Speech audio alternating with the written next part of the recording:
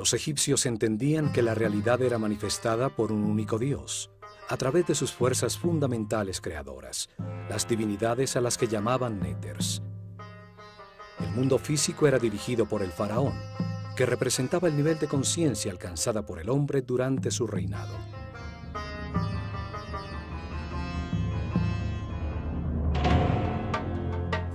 El faraón era la encarnación del Ka real, un mismo espíritu que evolucionaba reencarnando de faraón en faraón.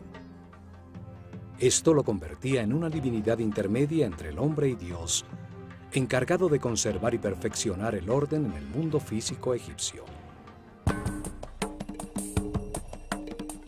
Su universo espiritual era guiado por el hierofante, el sumo sacerdote de la escuela de misterio de El Ojo de Horus, el primer servidor de Dios, Gen-Neter-Tepi, el gran vidente.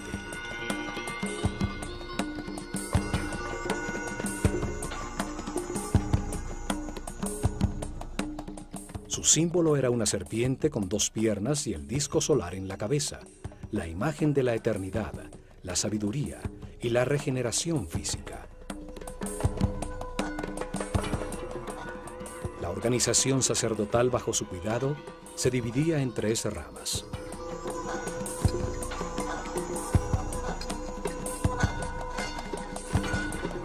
La primera se encargaba del conocimiento verificado. Era dirigida por el más sabio de los sacerdotes. La segunda rama se encargaba del arte y los rituales. La tercera rama era la encargada de la administración de los templos.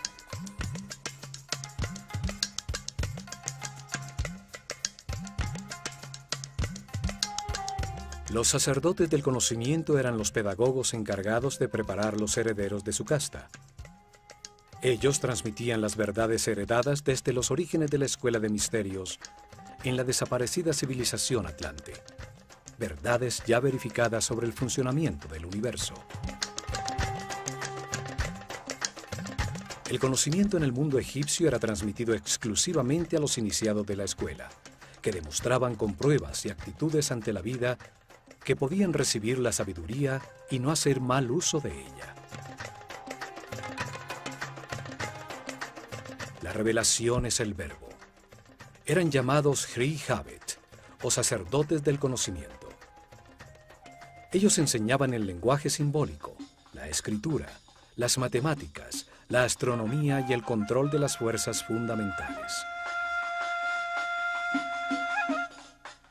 A esta rama pertenecían los Kabirim, los medidores del cielo, que registraban en todos los templos la bóveda celeste, fijando a través de las estrellas el momento exacto de los rituales diarios, de los festivales anuales, el cambio que anunciaba el final de una era y el comienzo de otra.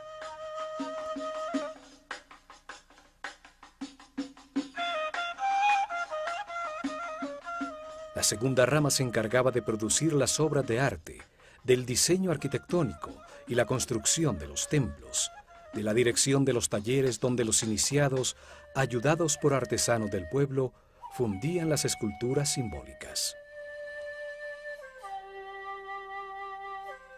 Estos sacerdotes creadores diseñaban y supervisaban las tallas en los muros de los templos. Ellos enseñaban a trabajar el arte con la sabiduría del amor, a disfrutar del oficio, a dar siempre lo mejor de sí.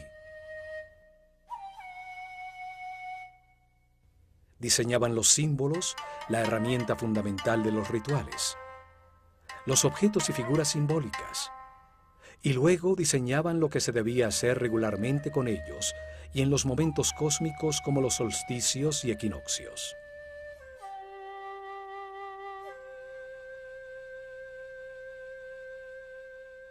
Diseñaban los rituales, lo que debía percibirse a través de las sensaciones en un recorrido espacial sin intervención de la razón.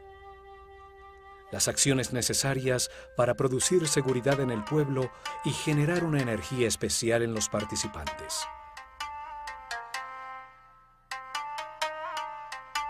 El ritual inducía a los sacerdotes de la escuela de misterios de El Ojo de Horus de autoridad ante el pueblo, utilizando el control de lo intuitivo, de lo que percibía un ser humano sin importar su preparación o su nivel de conciencia.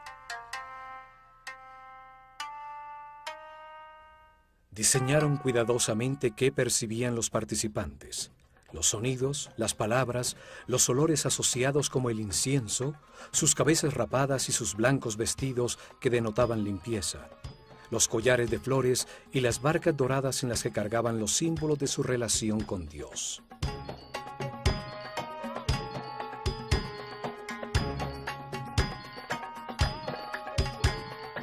Utilizaron el ritual para transmitirle al pueblo la jerarquía y el orden de la sociedad que organizaron, utilizando sencillas herramientas como la riqueza de los vestidos, su vistosidad, la ubicación de los participantes o su cantidad. El ritual renovaba la relación entre los poderes de la realidad. Arriba el único Dios, luego los néters, los muertos, los sacerdotes, el faraón, su ejército y el pueblo. Los rituales acercaban al hombre a lo sagrado, le inducían profundas emociones que impulsaban sus acciones de una manera suave.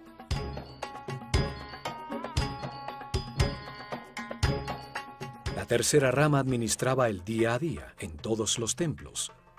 Organizaban los cultivos, el recibo de los suministros, la preparación de las comidas, la limpieza de todos los recintos en una sociedad comunitaria.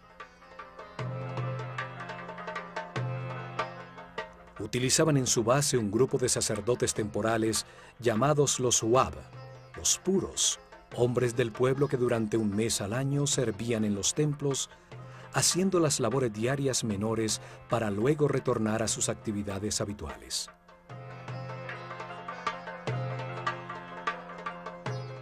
Unos vivían en el campo, cultivando los terrenos cedidos por el templo, alrededor de sus muros exteriores, y acudían al amanecer a realizar los ritos de purificación para entrar al templo y continuar con sus oficios del día.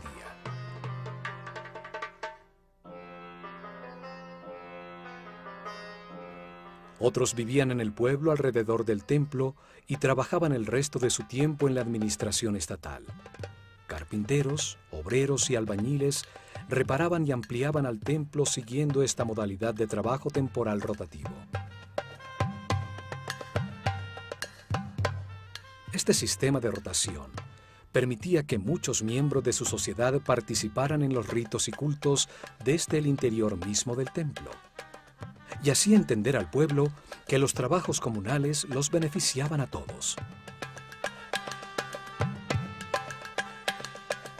Las tres ramas convergían en los templos, los sitios donde se organizaba el orden, el Ma'at, la búsqueda del equilibrio armónico temporal. Allí el hombre se sumerge en el espacio sagrado orientado al cosmos, registrando su permanente movimiento.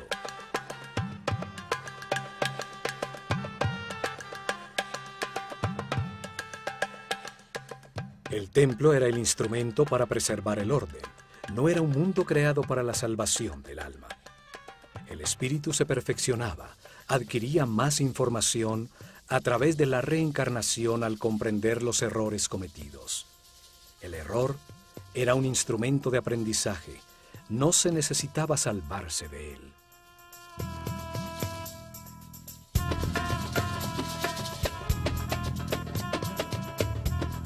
El templo era el sitio donde se encontraban las dos fuerzas fundamentales, la fuerza del caos y la fuerza del orden. Allí se lograba el equilibrio necesario, la armonía que conduce al perfeccionamiento de todos los individuos de su sociedad.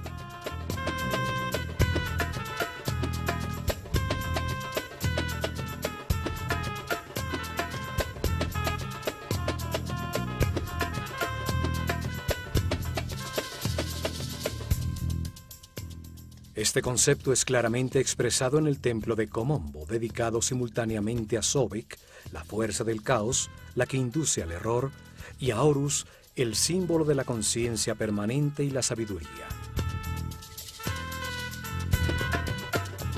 En este templo los iniciados de la escuela comenzaban su perfeccionamiento espiritual. Aquí llegaban a trascender el miedo y las conductas automáticas del instinto de defensa, a controlar el chakra raíz. En este templo les enseñaban la existencia de la ley de la naturaleza, unos códigos divinos que producen una reacción automática para defender la vida, necesarios cuando se está en la animalidad, pero que hay que controlar para acceder a los niveles superiores de comprensión. No se puede ser sabio teniendo una serie de conductas automáticas o reacciones agresivas descontroladas que le hacen daño a las relaciones que mantenemos con todo el mundo.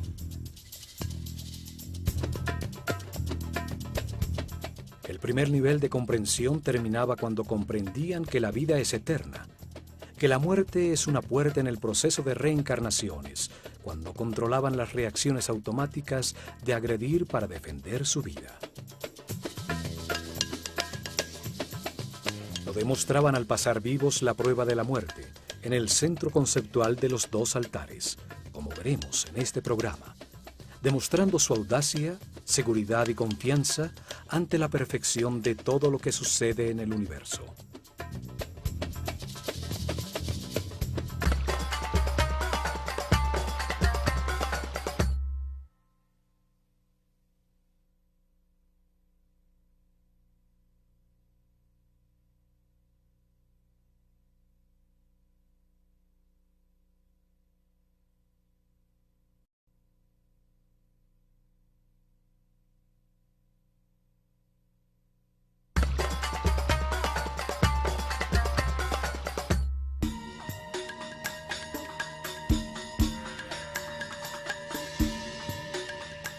El templo de Komombo estaba dedicado a dar gracias por la dualidad existente en el universo que permite al hombre equivocarse y experimentar con los resultados de sus decisiones, para producir comprensión y perfeccionamiento espiritual.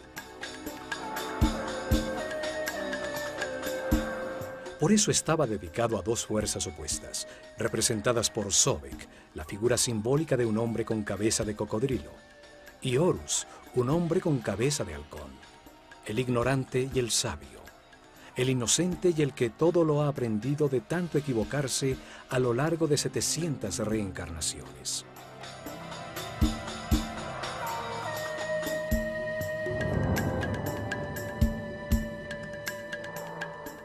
Situado sobre el Nilo a 48 kilómetros al sur del templo de Edfu, muy cerca a los 25 grados de latitud norte y a los 34 grados de longitud este, se encuentran las ruinas del templo tolemaico de Komombo, llamado antiguamente Pa-Sobek, el dominio de Sobek, la fuerza simbólica representada por un cocodrilo.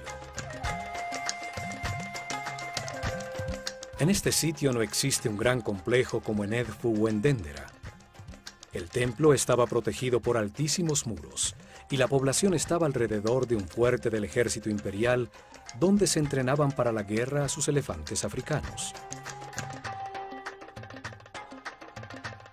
Allí, desde tiempos muy antiguos, a un lado del desaparecido fuerte, existió un templo dedicado a honrar la polaridad, la dualidad de todo en este mundo. Durante las dinastías tolemaicas, el templo fue reconstruido y son sus ruinas las que llegan hasta nuestro tiempo.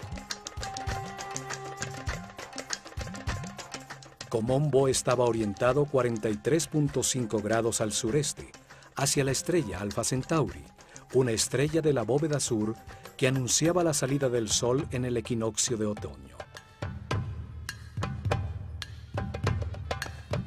El templo, dividido por toda la mitad, estaba dedicado por igual a Sobek y a Horus, los dos extremos del camino de perfeccionamiento.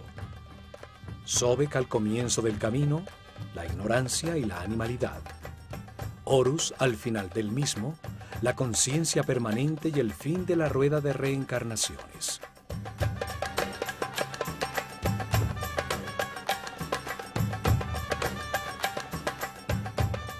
Al frente, un patio descubierto, conformado por las ruinas de las 16 columnas de un sombreado corredor cubierto. Hasta aquí podía entrar el pueblo. Un símbolo en las columnas lo autorizaba. El signo del ave sobre la media circunferencia, alabando al faraón. Al fondo se ve una de las torres que aún permanece del muro exterior. Tallados en sus muros vemos las dos figuras simbólicas enfrentadas, y al faraón Ptolomeo V, el que ordenó la reconstrucción del templo.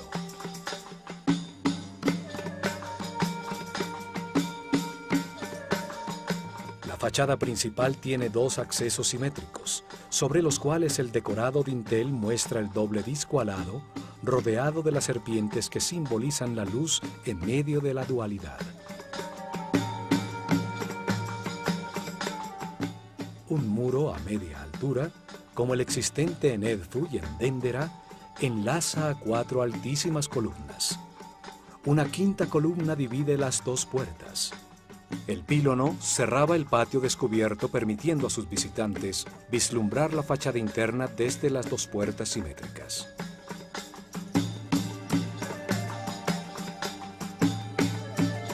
El patio del peristilo era más pequeño que el del templo de Edfu. En la sombra de sus desaparecidos corredores se refugiaban del sol los iniciados de la Escuela de Misterios.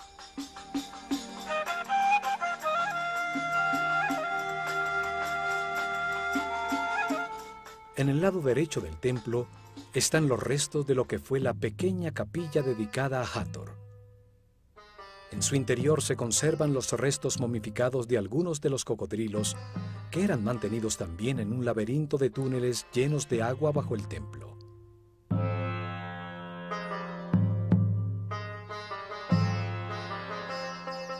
El cocodrilo es uno de los animales más duros y resistentes. Su piel es muy densa, es como el metal de los animales. Los egipcios asociaban esta dureza al máximo estado de materialización, un nivel muy lejano de la espiritualidad. Allí comienza el espíritu su camino de liberación de las limitaciones materiales a medida que va comprendiendo cómo funciona el universo. El cocodrilo simboliza la vida cuando sale de las aguas de la inconsciencia. Sale a buscar el aire que representa la conciencia. Los egipcios creían que con la primera respiración entra el espíritu al cuerpo en que se encarna. La larguísima columna vertebral del cocodrilo es un símbolo del eje de la vida en todo ser vivo. Aún la esfera del planeta tiene su columna vertebral sobre su eje de giro. Por allí se desplazan las fuerzas electromagnéticas que le dan vida y que forman un campo protector de las radiaciones solares ultravioletas alrededor del planeta, permitiendo el desarrollo de la vida y la evolución de la conciencia. Sobek, el cocodrilo, y Tuaret, la hipopótama, representaban en sus mapas celestiales a las estrellas circumpolares que, situadas sobre el eje de giro del planeta, brillan fijas por miles de noches sobre los polos.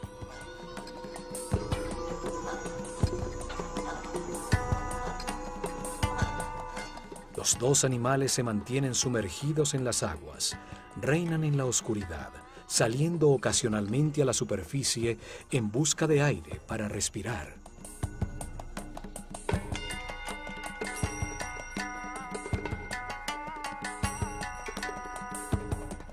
Las aguas representaban al caos, que luego renueva la vida.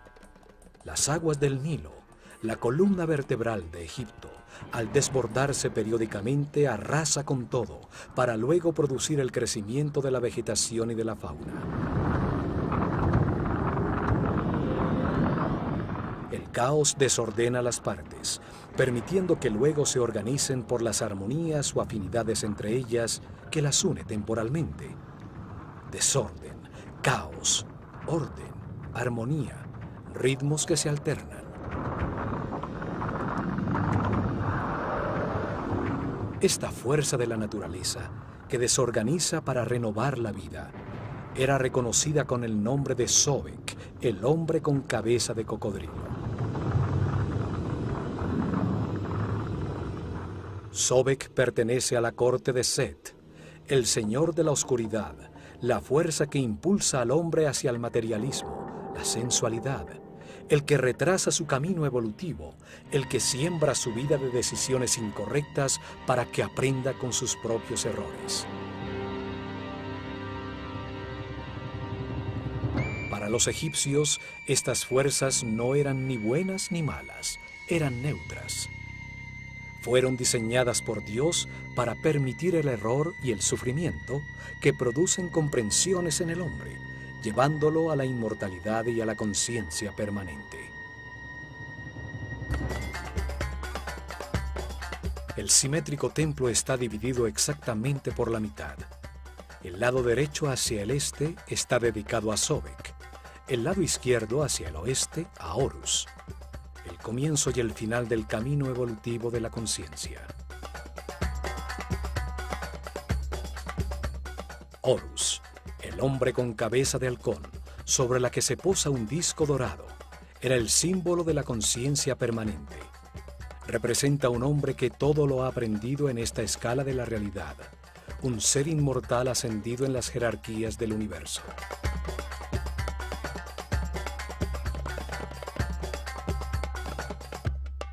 Se encuentra al final del camino de perfeccionamiento, cuando el hombre se convierte en un maestro ascendido, un iluminado que se dedicará a otras misiones en el universo.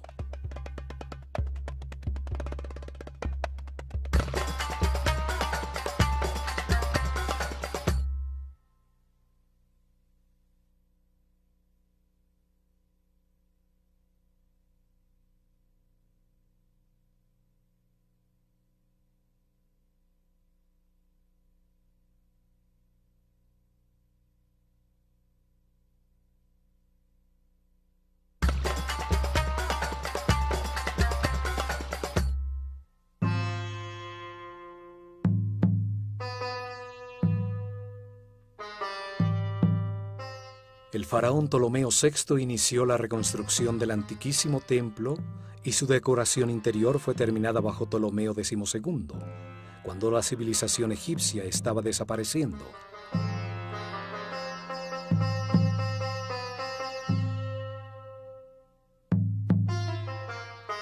Al cruzar la fachada de las 5 columnas con sus muros intercalados hasta media altura, se accede al salón común a Sobek y a Horus, el llamado Casa de la Vida. Es un mundo simbólico, allí donde los iniciados recibían enseñanza y producían sus artes y escrituras. Interactúan las dos fuerzas opuestas. 10 altísimas columnas con capiteles florales sostenían el más alto techo del templo. Aquí los iniciados escucharon de sus maestros que para avanzar en el camino espiritual se requiere construirse una voluntad inquebrantable. Hay que querer hacerlo de manera consciente. Las primeras lecciones y ejercicios estaban destinados a lograr hombres de templanza. Una estricta disciplina era necesaria para estudiar, para controlar los miedos, para dominar las pasiones.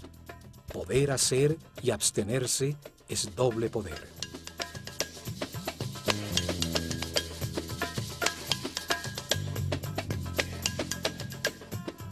Un compromiso más allá de la muerte era establecido para mantener una discreción total, un silencio absoluto sobre las verdades reveladas. El principio hermético que garantizaba el acceso a la información solo a los merecedores de ella, a los que les correspondía escucharla.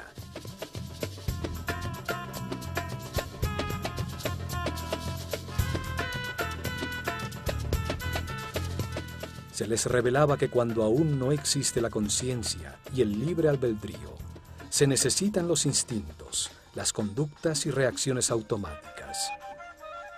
La ley de la naturaleza codifica esas reacciones en todos los animales para defender y generar la vida.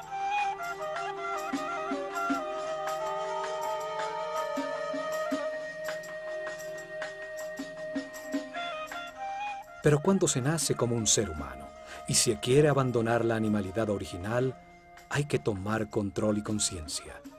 Ceder a las fuerzas de la naturaleza es seguir la corriente colectiva. Solo se obtiene el conocimiento y se evoluciona individualmente.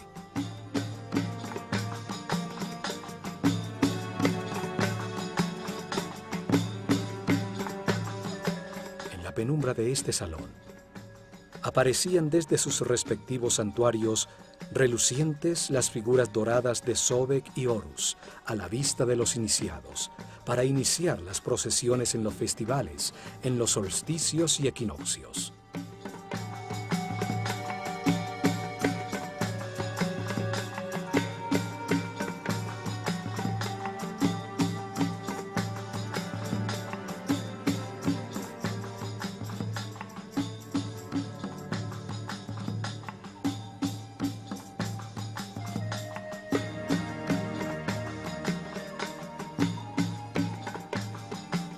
La decoración de sus muros es ceremonial. El faraón es bendecido por Sekhmet y Horus del lado derecho y por Isis y Tod del lado izquierdo.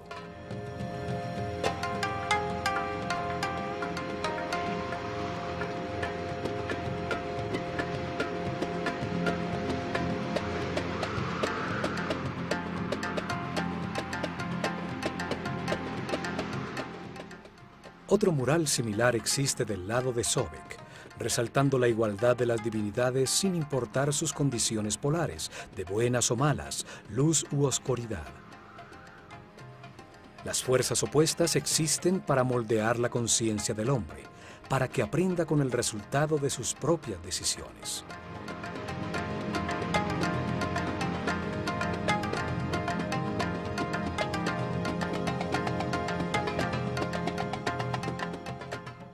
Inmediatamente después se llega a un espacio transversal donde se encuentra el salón de las purificaciones y el salón del almacenamiento de las ofrendas del lado de Horus.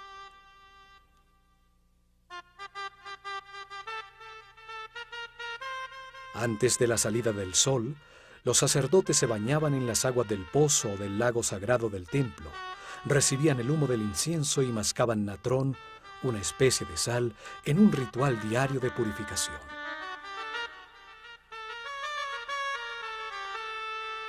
Los baños purificadores se repetían al mediodía y por la noche.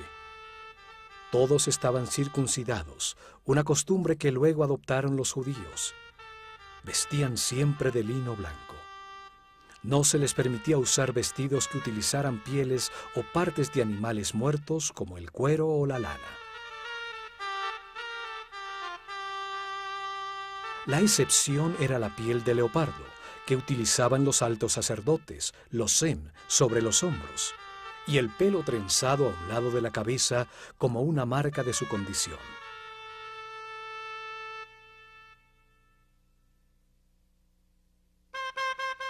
En el lado izquierdo del templo existe un profundo pozo con una escalera que se sumergía bajo el agua del Nilo.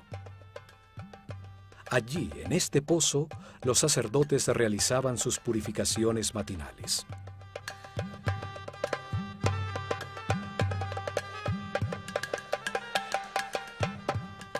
Una apertura superior permitía que el agua llenara un pequeño acueducto que mantenía con agua una pileta no muy profunda en el lado izquierdo del templo, donde los cocodrilos consagrados a Sobek retosaban.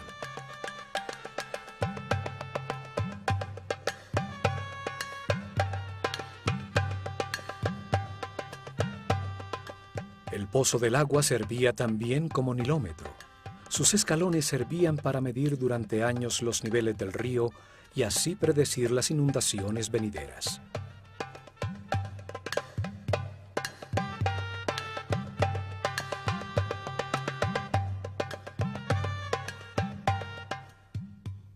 En los muros de Komombo quedaron los registros de los festivales anuales que se realizaban en todos los templos de Egipto.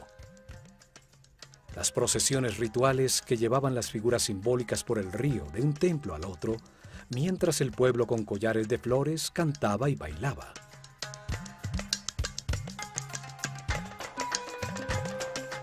A continuación encontramos el corredor de las escaleras que conducen a la azotea del templo.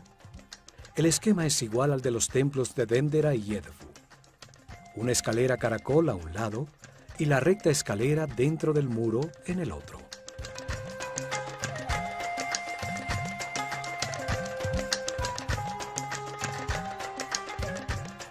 Desde allí se llega a la antecámara de los dos santuarios que tienen a cada lado un salón, donde se guardaban las barcas de oro, de Sobek y Horus, utilizadas por los sacerdotes para movilizar sus figuras simbólicas en las procesiones de los festivales.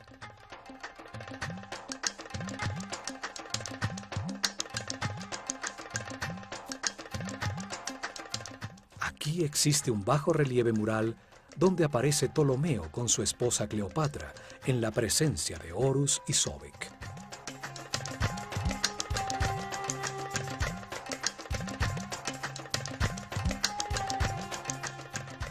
En esta antecámara se consagraban las ofrendas del pueblo. Consideraban que si no se retroalimentaba a Dios con estas ofrendas, su fuente de energía se agotaba, sobreviniendo el caos. Era una forma de agradecimiento por lo recibido y una forma de confianza por lo que vendrá.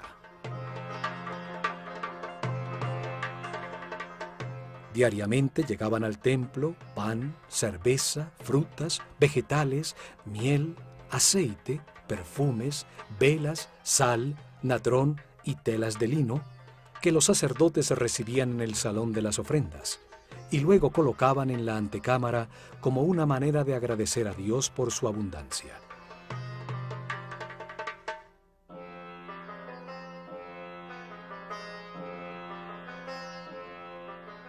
El pueblo acudía con una parte de la producción de las tierras que explotaban, propiedad del templo, y el templo entregaba a cambio estabilidad, prosperidad, salud, gozo, vida y orden. El sumo sacerdote purificaba con incienso las canastas de alimentos, y con el símbolo de la vida, el Ankh, marcaba la transferencia de fuerza divina entre los alimentos y la fuente de la vida.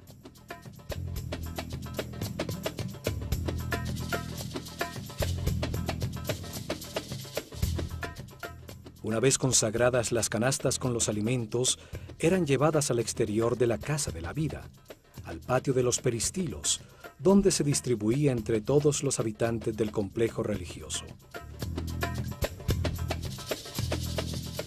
Y por fin, en lo más profundo del templo, se llega a los dos santuarios, donde se encontraban los tronos que albergaban las figuras que simbolizaban los dos extremos del camino de perfeccionamiento. Los rayos del sol, al amanecer, desterraban la oscuridad, permitiendo al sumo sacerdote del misticismo abrir las puertas del santuario y prender incienso en su interior. Rompía los sellos de óleo en las puertas del naos, haciendo que el símbolo divino apareciera para postrarse ante él y besar la tierra que lo sostiene. Afuera, en la penumbra del salón de las apariciones, los discípulos cantaban himnos religiosos y se ungían con mirra, aceites, linazas y canela, comenzando la primera meditación del día. En el interior del templo, los asistentes del sumo sacerdote organizaban la arena del piso, barriendo las huellas de los pies, cerrando tras de sí las puertas que desde el salón de las escaleras conducía a la antecámara hasta la siguiente mañana.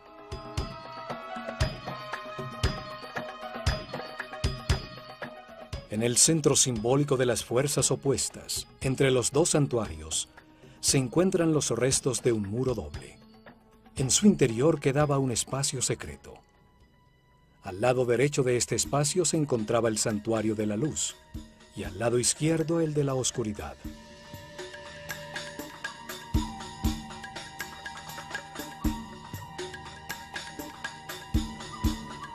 Desde ninguno de los dos santuarios a sus lados se podía saber que existía este sitio en el centro de los muros. En este espacio mantenido lleno de agua hasta su parte superior, con acceso desde la azotea del templo, era donde los iniciados tenían que pasar la prueba de la muerte.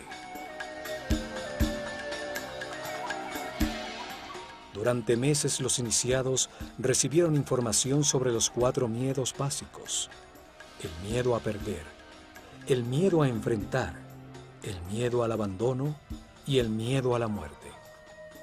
Entendieron que el miedo produce una reacción psicosomática, una reacción neurohormonal automática.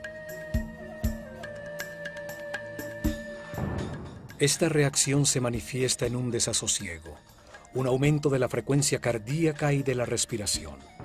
Se bloquea la razón y se produce un deseo de agredir o de huir. Todas reacciones automáticas descontroladas que producen una pérdida de la paz interior y de la energía vital.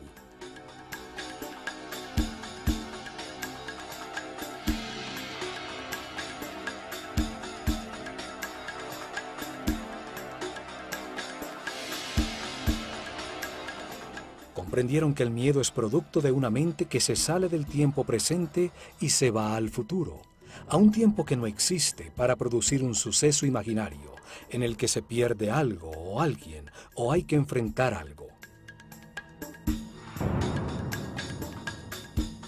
Aprendieron a disciplinar la mente de manera voluntaria y consciente, dirigiéndola con pensamientos seleccionados.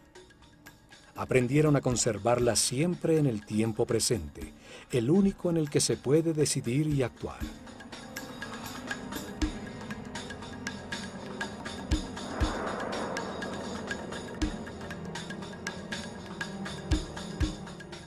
Se entrenaron para mantener pensamientos de satisfacción.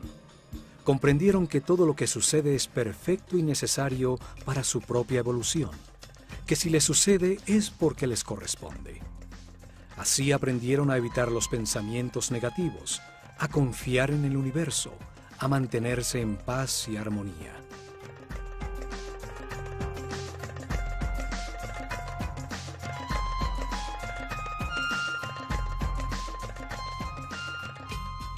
Hasta que sus maestros determinaban que era el momento de probar lo aprendido, lo ejercitado durante meses.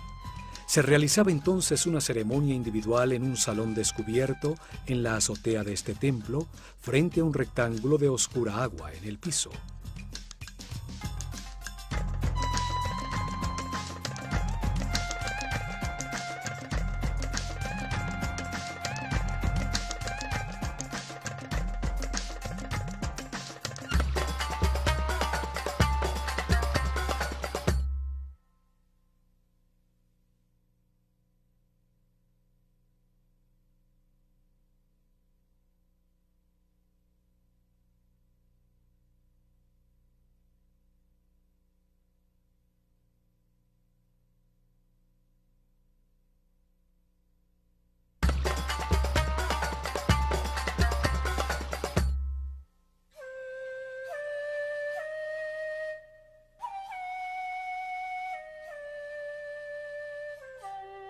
Al comenzar el día, después del baño de purificación, el discípulo y su maestro ascendían por la recta escalera hasta la azotea, llegando al descubierto salón de las ceremonias frente a un rectángulo de agua en el piso.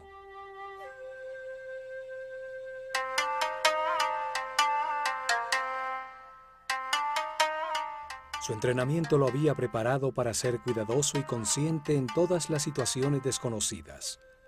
Una condición necesaria para sumergirse en el laberíntico canal lleno de agua y encontrar una salida sin ahogarse.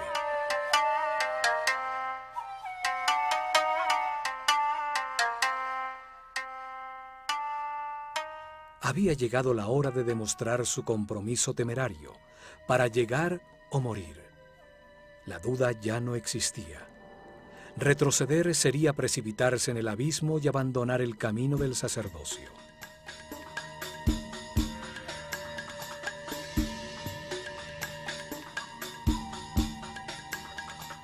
Con una bocanada de aire, el símbolo del espíritu y de la conciencia, se sumergían en una especie de túnel vertical con salientes como de laberinto que estrechaban el paso.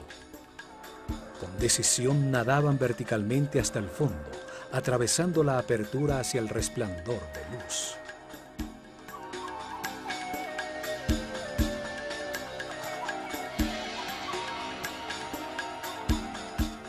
Se encontraban en un estrecho tanque, donde se veía la silueta recortada contra la luz del sol de un enorme cocodrilo. Se puede imaginar el miedo que puede producirse y el control que había que tomar sobre la mente para permanecer en calma y examinar a su alrededor.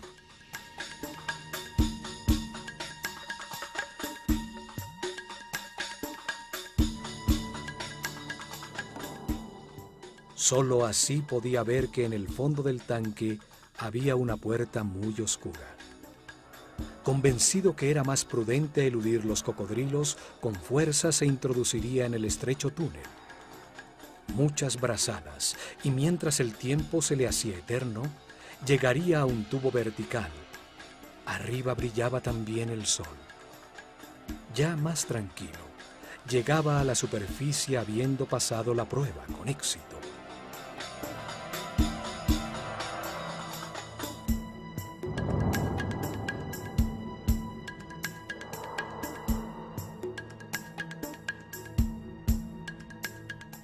Pero algunos, presa del pánico o en un estado de arrojo irracional, habían emergido rápidamente al lado del cocodrilo, que era mantenido muy alimentado para evitar que atacara, para enterarse que habían fallado la prueba, que la salida no se encontraba pasando al lado de la bestia.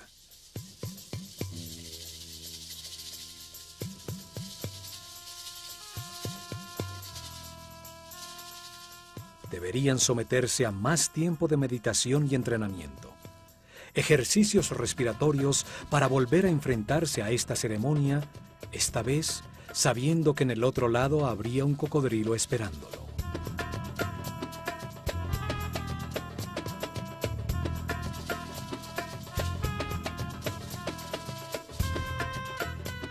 Después de los santuarios con el tanque central de prueba, sobre un segundo corredor perimetral, se encuentran 6 capillas, 3 a cada lado de un espacio central con la escalera que conducía a la azotea del templo.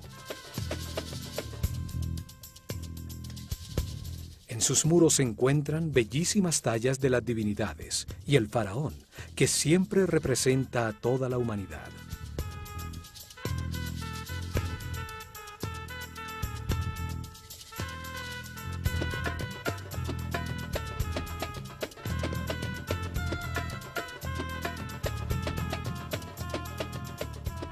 En este corredor perimetral se encuentra la famosa escena donde el emperador Trajano se arrodilla ante Imhotep, el arquitecto de Saqqara, quien presenta una serie de instrumentos quirúrgicos, curetas, fórceps, sierras quirúrgicas y escalas farmacéuticas.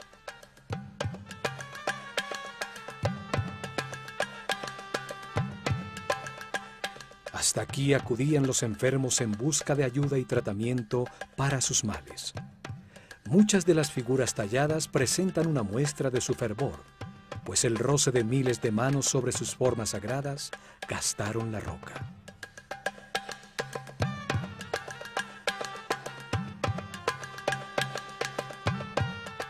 En este muro también se encuentra tallada una puerta simbólica que existe en la mente de todo ser humano. Comunica desde un punto central, neutro en la dualidad, con las dimensiones superiores, el camino que utilizó el iniciado entre los 2 santuarios para avanzar al siguiente nivel de su entrenamiento.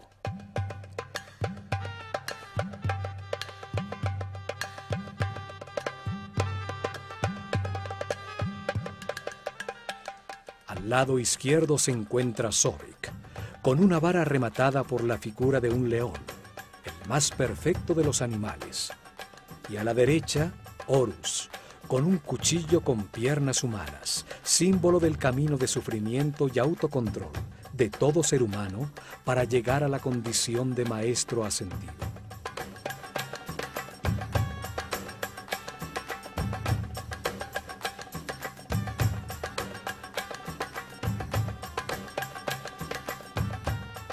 Entre los dos, un cántico de alabanza, coronado por Maat, el símbolo del orden y del equilibrio entre las 2 fuerzas opuestas, el materialismo sensual de Sobek y la espiritualidad consciente de Horus. Maat, el orden, sostiene el cielo, y a su alrededor se encuentran las figuras repetidas sobre sí mismas que simbolizan el movimiento de los 4 vientos, el león, el halcón, el toro y la serpiente de muchas cabezas, las fuerzas del destino al que está sometido todo hombre.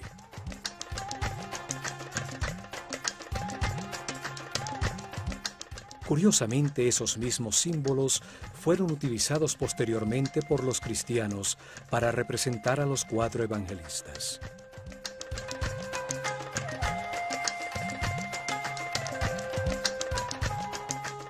El diseño simbólico de este templo, dividido simétricamente entre la luz y la oscuridad, donde los iniciados demostraban el control de su miedo a la muerte al atravesar por un punto centro, neutro, en medio de la polaridad, deja muchas enseñanzas. Nos muestra que la realidad es el producto de nuestros pensamientos, que el control consciente de los instintos automáticos y la permanencia en el presente son la puerta de entrada a los niveles de mayor armonía, paz y felicidad.